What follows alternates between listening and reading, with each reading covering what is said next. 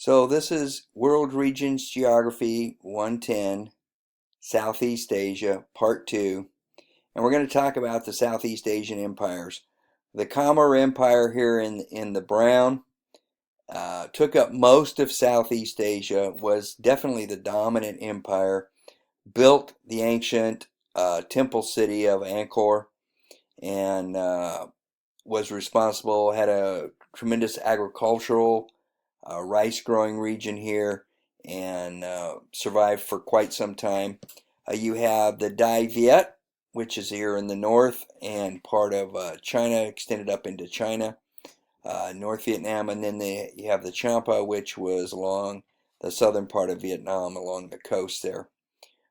These were all vibrant empires prior to European exploration, and basically the survivor of that has been the Kingdom of Thailand.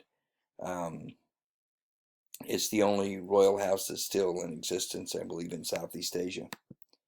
Angkor Wat, here's a picture of Angkor Wat.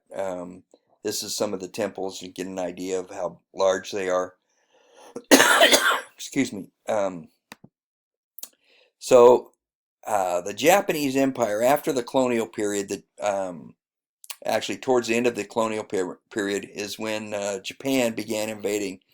And in China, Japan began moving in 1933 out of Korea and into Manchuria, and then claimed this as a part of the Japanese Empire, or as sort of a protectorate, and then invaded all the way down here. And that is about the farthest extent in China, and along the coast here, the Japanese occupied a lot of territory. Now, the Japanese made great gains right at the beginning of the war. So on December 7th, 1941, they struck Pearl Harbor, which we all know about. They also invaded Indochina. This was a French territory, and the Japanese were allied with the Nazis, and by this time the French had already surrendered to the Nazis, so the Japanese troops just moved into French Indochina, and then they crossed Thailand into Burma and were on the verge of invading India. The Philippines, they invaded the Philippines, took the Philippines from the U.S., and they went into all these other areas of China along the coast in this region through here, and began that. Now, this line right here is the farthest extension of Japanese control, and the thought was the Japanese were going to take Midway and the Hawaiian Islands and take the Aleutians here, and then they would have this territory here. Their goal was to come down and take Fiji, and then they would cut off Australia and New Zealand, and they'd actually planned to invade this part of Australia. But that never happened. And it didn't happen for two reasons. The first thing was the Battle of Coral Sea, which is right down here, May 4th through 9th, 1941, stopped the Japanese here at Guadalcanal, stopped the Japanese advance into this region down here. And then, within about a month later, the Battle of Midway up here destroyed the Japanese Navy.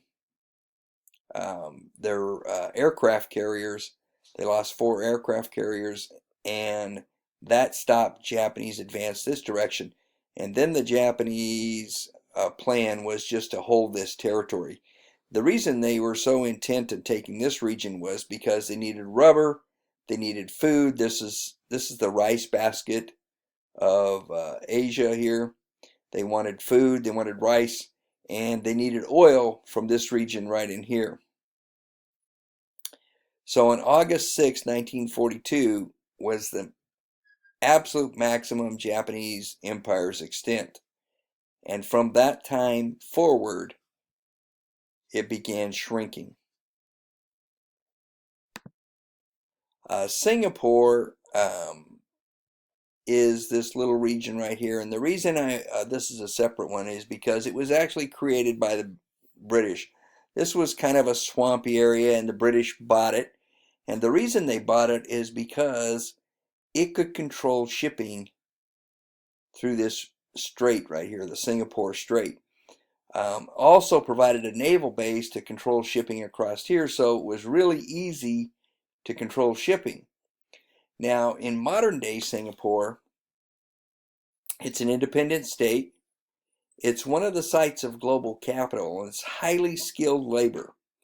Singapore in the 60s and early 70s made a decision to invest heavily in education. Back in those days, Singapore made a lot of real cheap goods, very much like China, the type of manufacturing that China does now. That was what was going on in Singapore, but they realized with their small size, that's the entire extent of the country. It's basically an island connected by a couple of causeways to Malaysia. And they said, we're going to go high skilled. So they're very skilled labor. They're advanced infrastructure. And because of where they're located, they have access to global markets. So they use Indonesia for unskilled labor and basic technology and natural resources and undeveloped land. They use Malaysia for land, natural resources, and semi-skilled labor, and intermediate technology and basic infrastructure. And Singapore is the site of the capital, the highly skilled labor, advanced technology, access to world markets, advanced physical infrastructures, and advanced commercial infrastructures. So it's a very important center in global trade. Now, real GDP growth of Southeast Asian countries, and this is kind of interesting when you look at it. This is 2013, the dark blue, 2019. So you would mostly expect it's going to be higher, but you see a few exceptions. Cambodia, real GDP is dropping. Brunei. The reason they think this is that it will increase is because of Brunei is dependent on oil, and real GDP growth shrank because oil prices slumped. Therefore, they think oil prices will rebound and that their economy will rebound. Indonesia, they expect it to grow. Laos to decrease. Malaysia to grow substantially. Myanmar to grow a little bit, and part of that is because of the junta that rules the country has kind of isolated itself from foreign capital and foreign markets because of the policies. Philippines looking to shrink considerably. Singapore even shrinking a little bit. Thailand would boom. Now a lot of these countries were called the Asian Tigers in the 80s, and they all collapsed at about the same time. Thailand, Malaysia, Indonesia all had very vibrant economies and all collapsed at the same time. Vietnam expected to grow quite a bit. Poverty.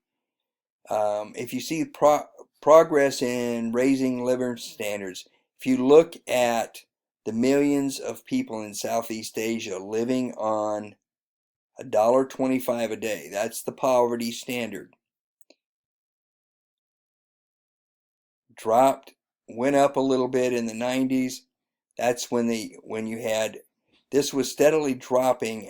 These were the days of the Asian Tigers, and then the Asian Tigers collapsed in about 87, 88, and the poverty levels went up, and then they have kind of been dropping ever since.